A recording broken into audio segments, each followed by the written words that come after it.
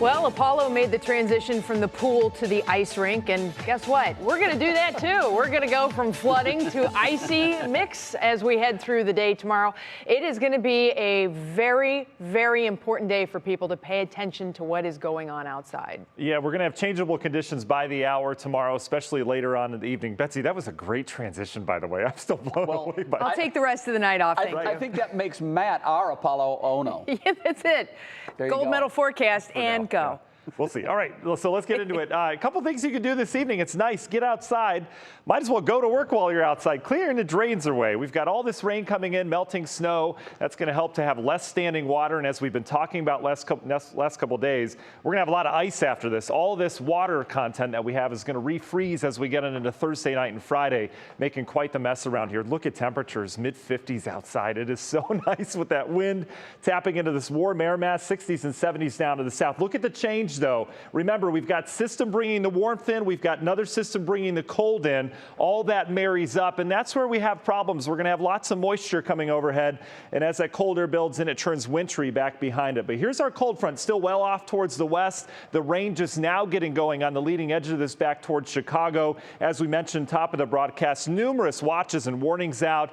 If we had to break it down for you, the most important one, I think, is this flood warning or watch that's out for much of northeast Ohio. All the rivers expected to head at or above flood stage, including some, which is the Cuyahoga River near Independence, could go over record stage, at least top 10 as it looks right now. But in terms of what you need to know, yeah, we've got some wind this evening, wind advisories. Here's a flood watch for all of northeast Ohio. And then there's a winter weather advisory on top of that. That goes in effect late tomorrow as that rain changes over to snow. So let's time it out. A couple things have changed with the modeling. Otherwise, forecast remains the same. Notice how we've got scattered showers this evening. No big rains this evening. No big rains tonight either. It'll remain rather scattered. Wind will continue to gust out of the south. We stay in the 50s tonight. It's going to be very mild waking up tomorrow. This is your morning rush hour. Heavy rain staring us into the face off towards the west. Most of us should just have windy, warm conditions. That changes quickly throughout the morning. That rain comes in. There's lots of moisture with us, so we're going to wring out some heavy rain at times as we go throughout the morning hours. All the mix still staying off towards the north. We're comfortably in the 50s still, but we've got heavy rain falling.